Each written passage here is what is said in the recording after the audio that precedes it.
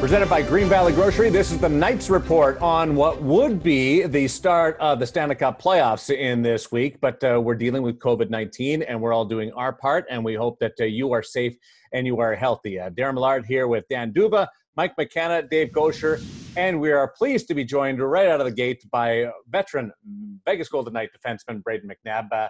How are you, and how is everybody holding up through this? Yeah, I'm all right. I mean, this is a pretty crazy time right now, and everyone's in the same boat. So it's it's weird. You try and find things to stay busy and keep your mind off things, and you just hope to be playing hockey here soon. You know, Brayden, I think the question that I've been asked the most by interviews that I've done is, how are the hockey players staying in shape? You know, baseball, football, basketball, you can go outside, you can work in the gym, but you got ice that you normally have access to. So what is the process like for you now to stay in shape? Yeah, it's kind of like summertime all over again. You know, it feels like the beginning of the summer as far as working out goes. You know, you do whatever you can. I got some stuff here, a bike and some weights, and, it's enough stuff to do what I need to do, but it's definitely weird not being able to go to a gym or use ice to get ready to be in game shape. I imagine it's a lot different than just being normal regular season when you're able to have gym no matter what. And it makes me wonder though, here, I did a little background here to try to find some stuff out. And there's been different incarnations of Brayden McNabb, Rochester Nabber, LA Nabber. Apparently there's a Vegas Nabber now. I just want to know, I know it's a little bit different than the COVID talk, but how does Vegas Nabber differ from the previous incarnations of Nabber? I don't know where you got that from. That's pretty good. I don't know if he's much different. I don't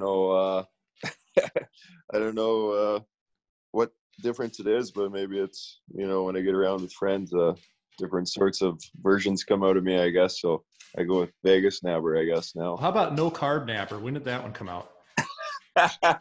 No Carb Nabber. I think that was when I was 17. Stressed out about body fat, so I was off the carbs for a while. I was in the same boat for a long time. That fat test at the start of the year is always what freaked me out. I mean, one year I think I got down to like 180 pounds. I was way overboard. Serious question though, really. You've had the great season that the Golden Knights, your whole time there has been, but coming from a goaltender's perspective, your relationship with Flower, along with Subban and now Robin Leonard coming in, you're exactly the type of player that a goalie loves to play behind. Steady Eddie guy who's stable. You know what to expect. What's your relationship like with the goaltenders of the Golden Knights?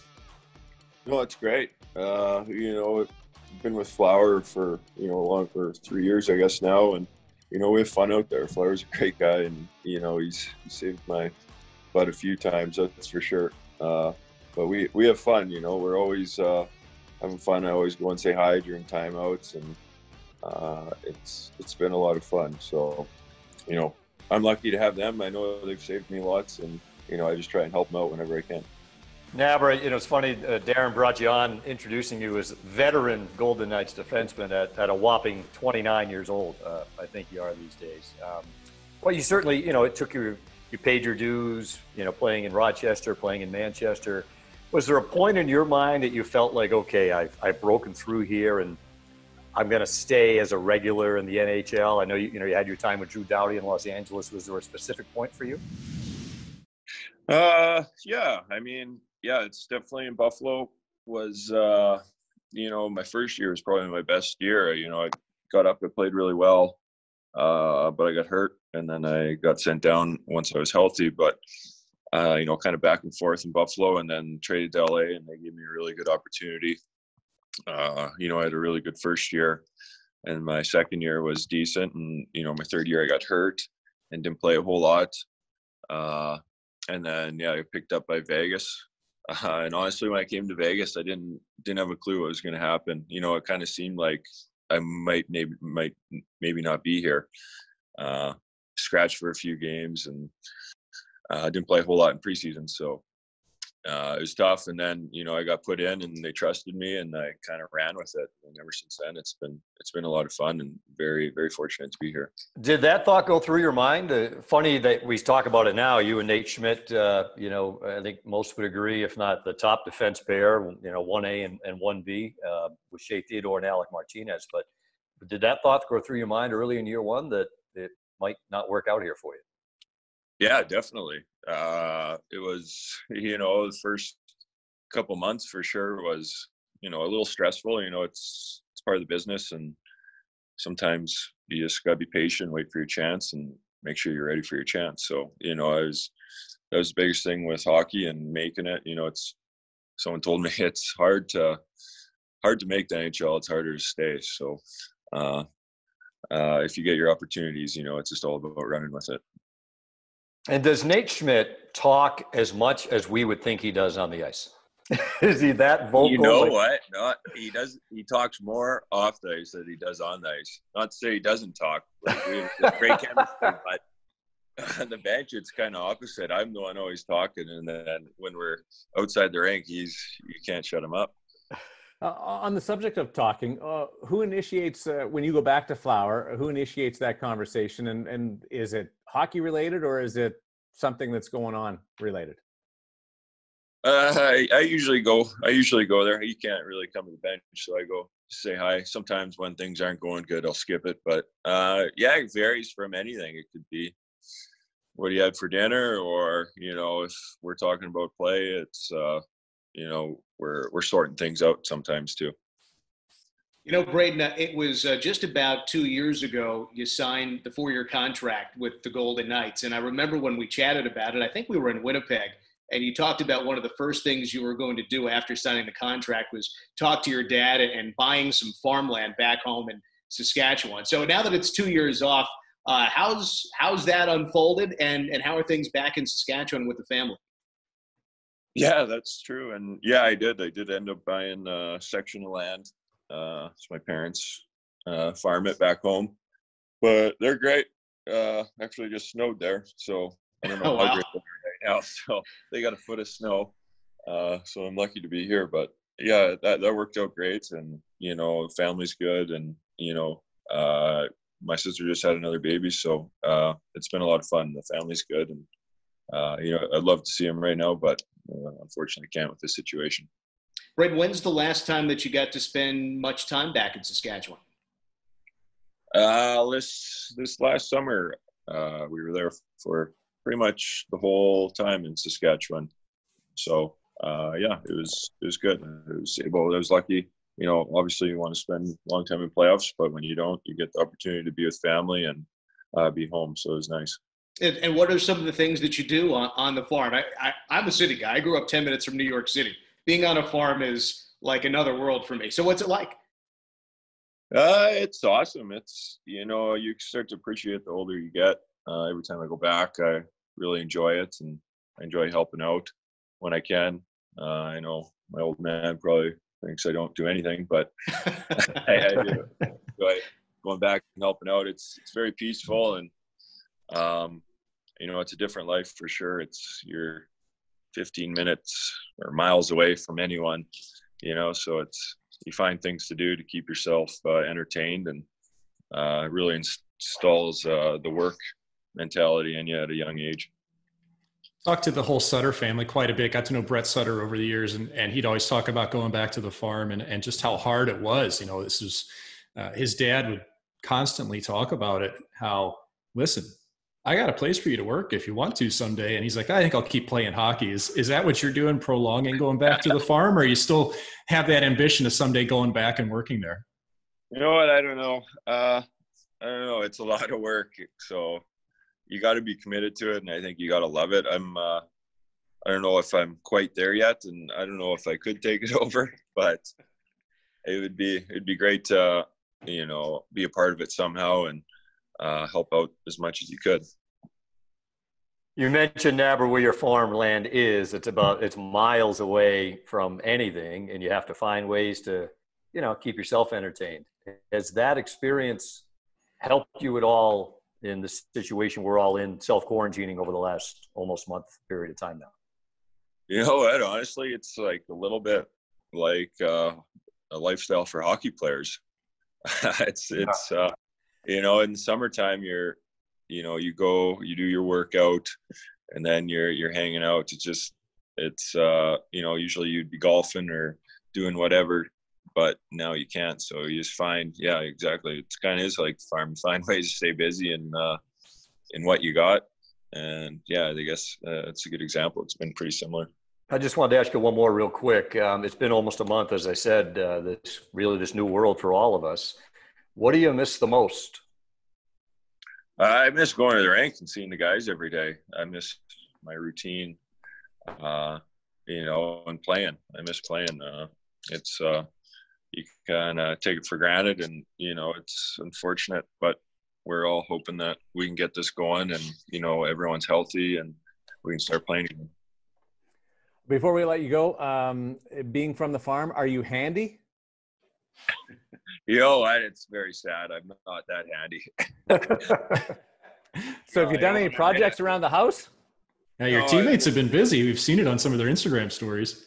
Oh, Nate, yeah, he's been Mr. Instagram guy, you know. You don't even have to see him anymore. You just find him on Instagram. Is there a project or job jar thing that you've got done during this course of the pause? I don't think I have, to be honest with you. Just a lot Good of for TV you. shows. Yeah, I got a pool, so I've been swimming, working out. Yeah, I got video games now. I wasn't a big video game guy, and I bought an Xbox, so I've been slowly getting into that. Which games? I got NHL, I got Call of Duty, I got football, basketball. So I've kind of been playing everything. Boy, you're Bo Jackson of video games now. Yeah, good. But not very good. Thanks for doing this. Appreciate it. Stay safe and stay healthy. We'll see you soon. Thanks, guys. You too. And just like that, it's back to the four of us. This is my dream panel. I love this. There's two goalies. There's two play-by-play guys. There's two hosts. It's great. It's freedom, isn't it, Ghosh? Dream or a nightmare panel? Like it all depends on your perspective, right? There's not enough oxygen in the room with these four. No. Oh my goodness! Can anybody hear us? My word! Trying to hold my breath. Need a traffic cop for this show. Yeah, you need one of those multi-track things where you can just mute the other tracks and let everybody go, one person go, because everybody's talking at the same time. The Knights Report presented by Green Valley Grocery. There is some news to talk about that is coming out both locally and around the National Hockey League. And Ghosh, a great effort and move by the VGK Foundation and Bill Foley with meal donation. Yeah, terrific work, as you mentioned, Mallard. 7,500 meals are going to be donated by the Golden Knights over 5 days a week for the next 5 weeks, and all to help out first responders, doctors, nurses, emergency personnel at all different spots throughout the valley. And some of the players, and we had Derek Englund talked about this yesterday, William Karlsson. John Merrill that's donated some money towards this cause. But all that being said, terrific work. Now, we've all been lucky enough to have a lunch or two at Mackenzie River over at City National. All the meals originating there from the chefs there, and then donated throughout the valley here over the next 5 weeks. So great work, 5 days a week for 5 weeks. And to the people that, really, guys are doing God's work out there on the front lines to try as best they can to contain this and keep everyone as safe as they can.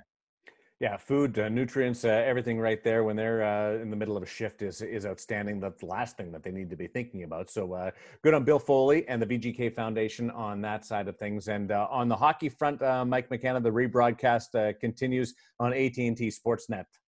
Yeah, really exciting that they're going to be showing some of these recent games from this season. So the rundown on AT&T Sportsnet is the game from November 27th against the Nashville Predators. Yeah, it was a Music City miracle. Paul Stastny scored the overtime goal, and Jonathan Marchessault just picked that game up on his shoulders, if you remember him driving end to end and creating it, coming back for that win. And then on Thursday, on the 9th, is the game against the St. Louis Blues. Yet another come-from-behind win, this one being from January 4th of 2020. And they came roaring back from a 3-goal deficit. It was the first time they'd been down that much all season long to come back and take that victory. So That game, you'll see goals Ryan Reeves, Paul Stastny, Nick Lasois, Riley Smith, and then Chandler Stevenson capping it off with a breakaway in overtime.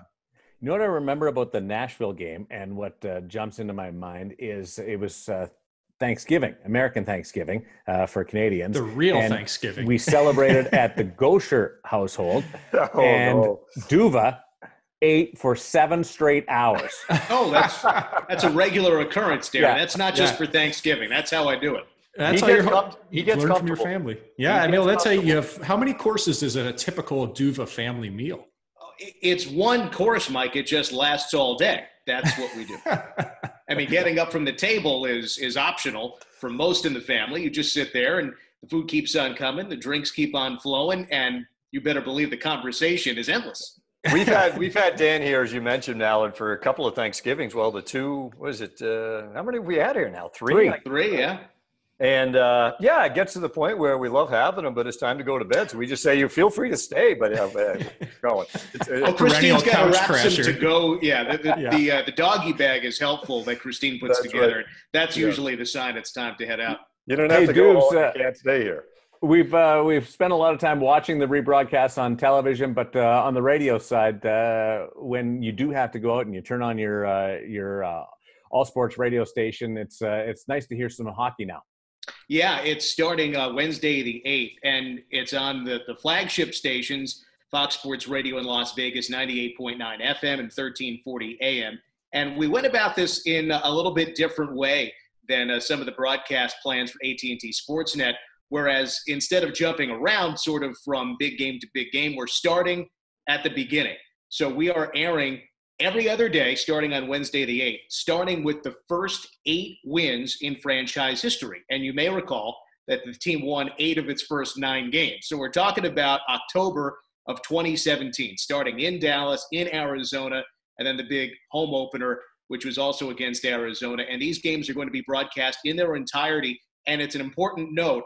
The start for the broadcast will be 6 o'clock Pacific time. So rather than the normal 7 o'clock game time, 6 o'clock p.m. Pacific time will be the start for all these broadcasts, aired in their entirety, and it's every other day. So, again, starting on Wednesday the 8th and alternating thereon for the next 8 consecutive every other days. And then we might add some more after that. There were some more wins after that month of October, as we know. But it was an exciting 7-game homestand to start the franchise's history, and we remember those special moments. So we get to relive them through the magic of radio.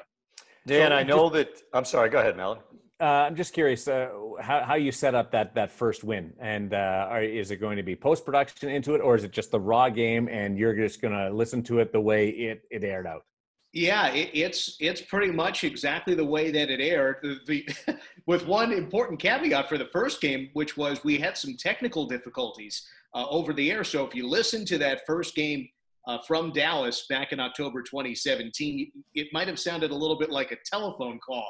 Well, we have an actual high-quality recording. So that game against Dallas will be broadcast in high definition for the first time ever. That's an added incentive. There you go. So, and all the rest of the broadcast, the quality is terrific too. So, yeah, you get to hear the start of the broadcast, the pregame coach interview, the drop of the puck.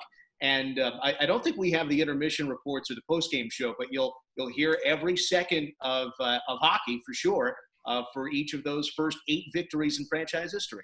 High def, right out of the Duva archives. That's I'm right. told. Yes. We didn't have to dig too deep. I can go deeper into the archives, Dave, if you want. I got stuff from Syracuse, Trenton, Ridgewood. No, we're good. Thank you. You're such an audiophile, Dan. I'm sure you weren't taken too kindly to the fact that it had to be called in. You must be really excited to have the high def version come out. Well, that's the version that I record in the booth all of the time, because I like to listen to the broadcast afterward just to kind of brush up. And it's also a good reminder going into the next game. And I've got to give Gary Lawless some pointers too. Yeah, well, we don't have enough time for all that. But what I thought was interesting, Dan, when with AT&T, and, as Mike said, more to come on the TV side. But, AT&T reran the first ever game in Dallas. I lose track, maybe a couple weeks ago now. Some of the names I completely forgot about. Oh, yeah. Jason Garrison in the lineup, Oscar Lindbergh in the lineup. Vadim Shipachyov wasn't in the lineup, but he got in the lineup not too long down the road. I want to say it was a line of, you probably would know this better than me, was it Oscar Lindbergh, Riley Smith, Jonathan Marchessault? Yeah, it could be. I've got my chart like about 10 feet away. I'd pull it up. But that's the fun thing, too. Yeah, for sure. That game with Dave, you know Bill Geiger, the terrific engineer in Dallas. So kind of going through my files, I've got a folder on my computer sort of for each game with the old audio, with the old charts, but also a photograph of Bill Geiger and me in the radio booth. But I've got my line chart. I've got my notes. And for, us play-by-play nerds, that kind of stuff is neat. So it's been fun to dig through the old files, and some of it's on computer digitally, but I've got the paper copies of this stuff too. So that's been fun to dig through. Will that all be donated to the Duva Library too once it's all said and done? That's right. It's under construction. It's actually a wing at the Smithsonian. They're building a wing for Duva's archives. Yeah, well, if it's like my eating habits, it's going to take a long time for them to finish the construction of the Duva Library, but we're working on it. Listening to you guys chat here, it's for another time, but whether it's a podcast or a Knights report, it'd be great to have the two play-by-play guys just sit down and have us fire questions about your lines, about your preparation, about we might be able to entertain each other, but few others, I think. Yeah, two nerds. You know what? We'll see how long we go on this, but there's some talk about, and it seems like every time we do this, there's another layer to what happens when we come out of the pause. And the latest is an Elliot Friedman report discussing the potential of some neutral sites for the 4 locations for a potential tournament or series to house those because of social distancing and the need to remain on top of that. And Grand Forks, North Dakota, and the home site of the University of North Dakota and what used to be the Fighting Sioux in my day was brought up there. But Deuce, just the idea of 4 neutral sites or 4 sites that would host the start of the NHL playoffs, that idea, and then take it from there. Yeah, and it's interesting because you're hearing this from a few other places. The NBA has even brought up Las Vegas as a possible destination.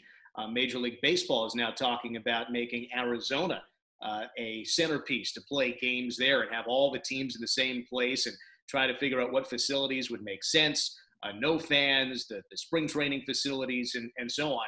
And it's intriguing. I still have a hard time wrapping my mind around all of the logistics and what it would be like in a foreign rink without fans and all the players in the same place, or if you were to have regionals, like say in college basketball, and then maybe Vegas has a location like, you can't have a college basketball team play in its own region, for example. Vegas maybe could host, but the Golden Knights couldn't play in Vegas because it might be perceived as a home ice advantage. So there are a lot of factors that go into this, but just trying to think about what locations make sense. Grand Forks, North Dakota, not that I've ever been, but it seems pretty desolate. It is not a hotbed of population, but they do have the facility. You also think about what rinks are NHL dimensions. You've got to have those certain standards. There might be great rinks or great venues that are off the beaten path, but are they NHL caliber? So it's hard to think of other places that would be far enough away from population centers, but also would have NHL caliber facilities where NHL teams could spend an extended period of time. There's been talk too, Darren, about the rumor mill of maybe Manchester, New Hampshire, back east. Obviously they've had a American League team, a East Coast League nice team. Arena, very nice. Really arena. Nice. Yeah. So, it's interesting, and you mentioned, Dubes, about I think it was Jeff Passan with ESPN that had a huge story about what Major League Baseball is thinking about. And reading through it, the thought is strict quarantine though. These guys, all the same hotel, ballpark, back to the hotel, ballpark, back to the hotel. That's it. They'd be sequestered from their own families for 4.5 months to try to get the baseball season in. So they'd be sitting in the grandstand 6 feet apart from it. Exactly right. Yeah, like no dugout. Don't sit in the dugout. Sit in the stand 6 feet apart to make sure everything's safe. So I wonder from the NHL standpoint, do they follow suit with that? Let's just play it forward. Let's say it is Grand Forks, North Dakota. Do all of us, meaning those that are involved in the broadcast and the team and that staff go? And would they go down that route? You go to the rink, you go back to the hotel, you don't go anywhere else. And I think a big part of all this too, guys, and certainly I don't know a lot of the medical stuff, but these on-site testing and quick testing, I think, is something they've really talked about. They need to get a handle on. They can administer a test and have a result right away. I think would be vital for any of these leagues before they take steps forward to resuming play. Yeah, and part of that plays into that too is making sure that the general public has availability to that testing and not putting sports on a pedestal to try to just get things done like that. I know it's something they've been very cognizant of. I think I saw that in Scott Burnside. He also had a piece on this, just came out recently today, talking about the different sites possibly going to, as we talked to, North Dakota, other places. Dan, you brought it up that the rinks would have to be NHL dimension. Dimension's not a big thing, but glass, pegs. Yeah. We've talked about that. There's a lot of logistics to go into it. Even have the benches on the proper side. That's something to consider with college arenas. So there's things that can be done, but ultimately what's going to happen here is that if the season's going to finish, it's got to happen somehow. And having fans in the building is a big, drastic step. And so that's kind of the elephant in the room is, can you pull it off with fans? If you can't, what is the best way to do it to minimize risk, to try to make sure that everybody's got a way to even have facilities such as hotels, where's this traveling roadshow going to be able to function and work? So all those things going into it make it really interesting. And ultimately, I think we just all want to see the Stanley Cup awarded, Well, at the start, maybe playing in front of empty arenas was unfathomable. Now, I wonder, Dubes, is it acceptable and almost anticipated? I'm not going to go that far, Darren, because there is a dearth of news. Whenever something comes out related to this, it's going to get a lot of talk because there's nothing else to talk about. So when these suggestions, these possibilities are raised, we harp on them as we are right now. But just because these ideas have been put forward, I'm not sure that means that they are being advanced and are being prioritized. I think that everybody would very much like to have fans in the building and play in the regular facilities. But there is also an understanding of the need for contingency. And these off-the-wall contingency ideas percolate out, and they're reported on by Pierre LeBrun and Jeff Passan and others who cover Major League Sports, and then everybody reacts to them. So they develop a life of their own. There's a snowball. I'm not sure that any of these are any more likely than a more traditional unveiling of a postseason or of a regular season, depending on the sport. I'd love, Darren, to be, all that being said, Dan, and I think you're right, but I'd love to know the number of contingencies, to use your word, that, you could be a fly on the wall in the league office of the NHL and the different ideas, and it's going to be, and Mike, certainly you would know this, it's all going to be in conjunction with the NHLPA and making sure everything is on board, but, the different options. Neutral. There's no bad idea right now, Ghosh. No, I'm with you, and I'm open to listening to all of them. And that's why I think this, the North Dakota one would potentially make sense. I do think that people are going to be so starved for something from a sporting standpoint. As great as it all is, and we're able to rerun games on AT&T, and now we're going to have the radio broadcast rerun as well, which will be great. But you realize how much, especially for us, we make our living in it. But for people that love sports as much as this country does, to pull that out of their lives on a daily basis. I think whatever form it looks like, let's just play it forward, and it's mid-July, and the Golden Knights are playing a playoff game in front of no fans in Grand Forks, North Dakota. I don't think any Golden Knights fans are going to care. I think they can't wait to see their team playing games again. They want to see it. And from the players' aspect, if you're getting into a scenario where it's 2 months and you're going to one place, they'll do it.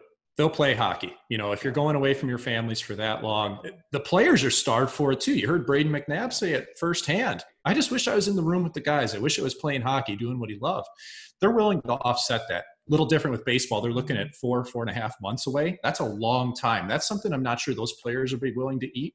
But in hockey, 2 months to do this, if that's what it is, 2-3 months, I think they'll do it. I think they'll play ball and just get going. It's what everybody wants to do. And the last thing that I'll add to this, guys, Adam Silver, the commissioner from the NBA, just within the last few days made the comment, we're not making any decisions on this until May.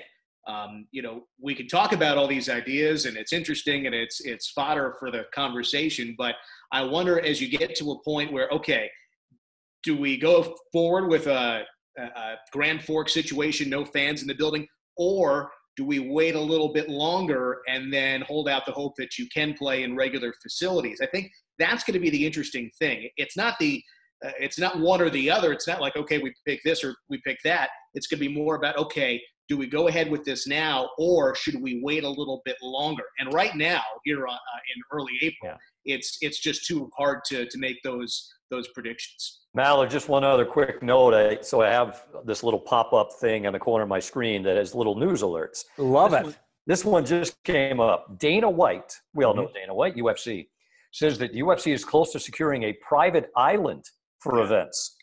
So I don't know. I'd like to go to an island. So here's my question. So when did you start negotiating with Dana White to rent out your private island? Yesterday. That was last night about 10 o'clock after, giving it a lot of thought, but I'm happy. I'm happy to do whatever I can to help. The good of the people. That's you, sort Dave. of the idea. Grand Forks is the third, North Dakota is the third most or least populous on a square mile basis. For people. So that's sort of what the National Hockey League's thinking with Grand Forks. If Billings, Montana doesn't get an event out of this, if Grand Forks does, I'll be really disappointed. That's the scenario right now. Maybe 4 satellite independent locations, and we'll see where it goes from there. Brayden McNabb talked about it. The NABR, the different scenarios of NABR. And you brought this up, Mike, but we didn't really get an answer. You alluded to it. He responded to it on a periphery. So what's the story? Well, we've got a mutual friend named Blair Jones that we both play with, and he won't have a problem with me talking about this. That those two guys go back a long way, and we're walking underneath the arena a couple of months ago, maybe in Vegas, and here comes Blair Jones, who played a long pro career, NHL, knows NABR, and he's in town, and there he is, and I haven't seen him in 5 or 6 seasons, and so we started to kind of talk a little bit, and I guess Brayden McNabb in all the cities that he's played in has had these different forms of the person that comes out whenever they're having a good time, and the Vegas form of it is different than the Rochester form, just by means of what you can do. Well, he did. I was hoping that Brayden would give us a little insight into exactly. So I didn't get too much on it, but the no carb NABR really was something that was pretty funny to Blair Jones and myself as well, because we've all been there. Like ex-hockey players always dread the body fat test, and that was him. So he went overboard for an entire summer. He gets really into things when time's called for it. Well, I guess Brayden, like the rest of us, would never mistake Rochester, New York for Las Vegas, Nevada. They're slightly different. Yeah.